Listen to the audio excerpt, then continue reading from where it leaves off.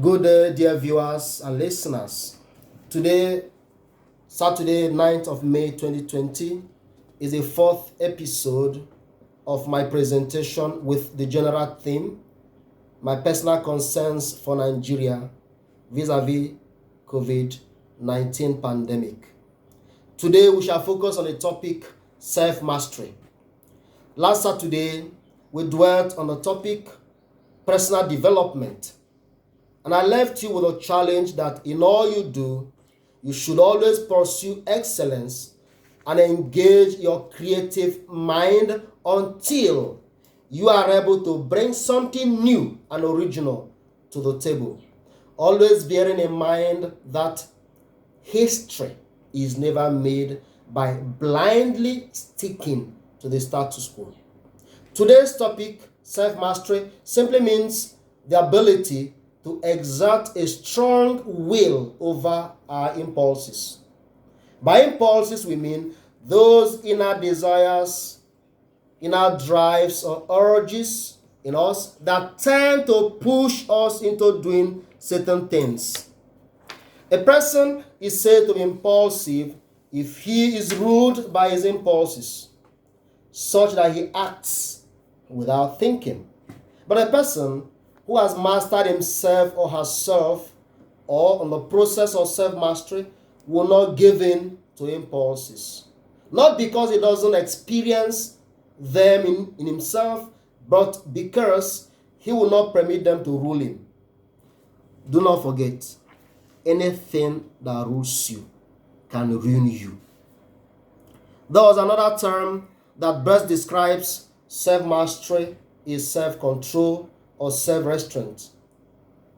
But there is still something much more to self-mastery than just being able to control yourself or to restrain yourself. In other words, self-mastery is not strictly speaking just about controlling and suppressing those fearful, aggressive, and nasty impulses in us. It is rather about getting to know and understand these parts of us and then embarking on a journey towards growth, transformation, and self-transcendence. How do we get to know these nasty parts of us that need to be polished and mastered? We come to know them, first of all, by learning to listen to our inner selves through daily meditations. What are those thoughts that are constant in your mind? Get a notebook and put them down. Number 2, we must also learn always to take stock of our daily activities, especially before retiring for the night.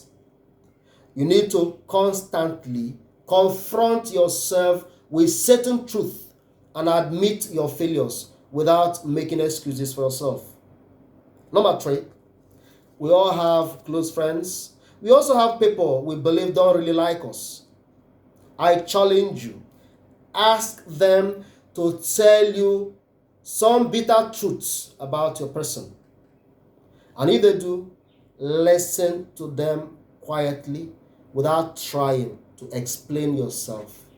In your private moment, use their input and talk to yourself. And also, when people get angry at us and tend to vomit all kinds of venoms against us, I'll advise you, compel your ego to listen to what they say to you. Because in their anger, they can actually tell you something that will contribute to your bettering yourself. All it needs is you being able to master your emotions, not to react to whatever they say. When you get back to your room, play it back and take some decisions that could change your life. And number 4, seek the guidance of the Holy Spirit to also reveal to you certain aspects of your being that need to be addressed. Yes, we all get hurt from time to time. People hurt us. Experiences hurt us. We also hurt ourselves. but giving in to our hurts and living out our hurts, we end up creating in us this temptation to outburst, suffering outbursts at wrong places at wrong times, and this could actually mar a lot of opportunities for us. We just have to realize that there are parts of us that will always want to hold us back. Discovering those parts and working on them is an aspect of self-mastery. And I'm so convinced that real and enduring success in life begins with self-mastery and is also sustained by the same self-mastery. Sometimes we find ourselves being consumed by life's countless demands. We want to do this, we want to be there for this person, for that person, and we neglect to work on ourselves. All this talks about developing ourselves, our skills, our potentials, our productive values would not make any real sense if we failed to groom ourselves through self-mastery. Look, you can be the best in anything. You can even do it better than anyone else around you. But my dear, if you lack control over your impulses, you will not go far in life. Even if you may have started well, along the line, you'll be hooked somewhere. Think about it.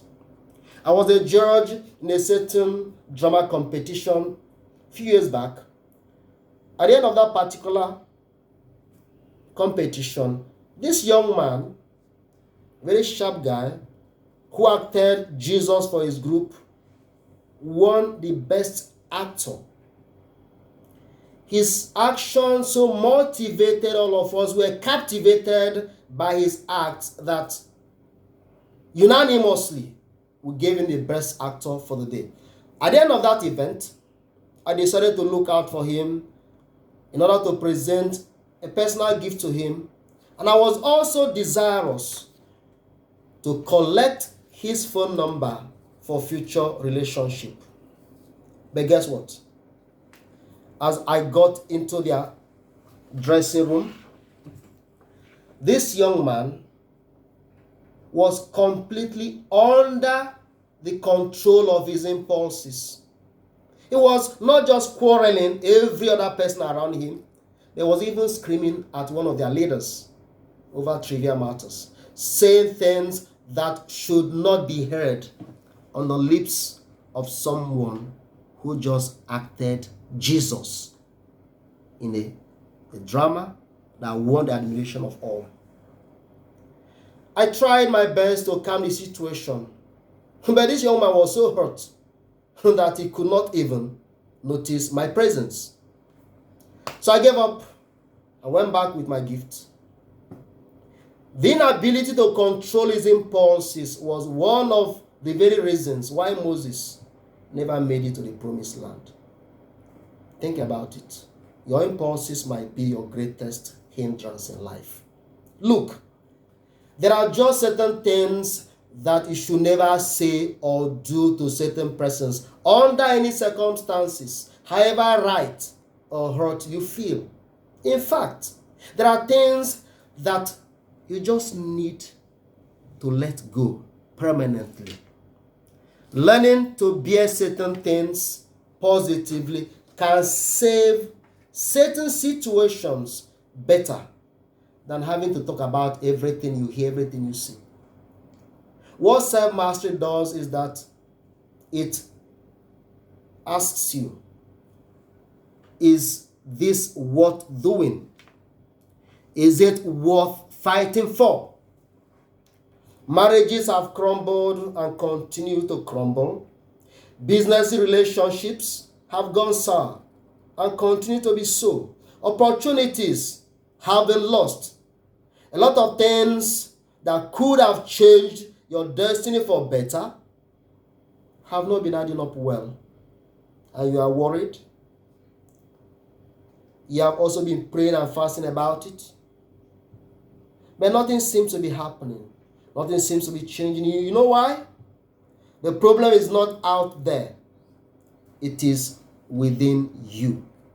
The enemy is not out there. The enemy is living inside of you. You could actually be the very one standing in your own way.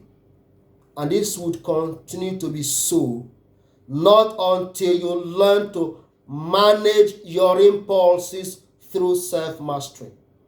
Even St. Paul, in his first letter to the Corinthians, chapter 9, verse 27, declares, I chastise myself, and I bring it into subjection, lest after preaching the gospel, myself might be qualified, or might be disqualified rather.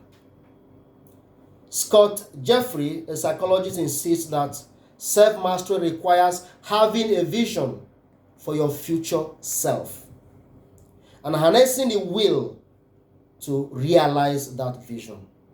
So I ask you, do you really have a vision for your future self? Do you dream and work towards greatness? Then don't ignore self-mastery, lest your impulses turn out in the future to haunt you and even ruin every damn thing about you. Dear viewer, dear listener, what I've done today is merely to inspire you to do more. Research more on this topic, self-mastery. Take some positive actions about your life.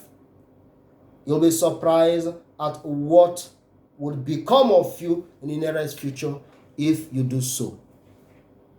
Good luck in your search. Good luck in your dreams. Good luck in your passion.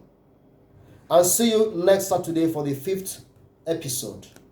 I am Reverend Father Celestine Eze, wishing you the best in life.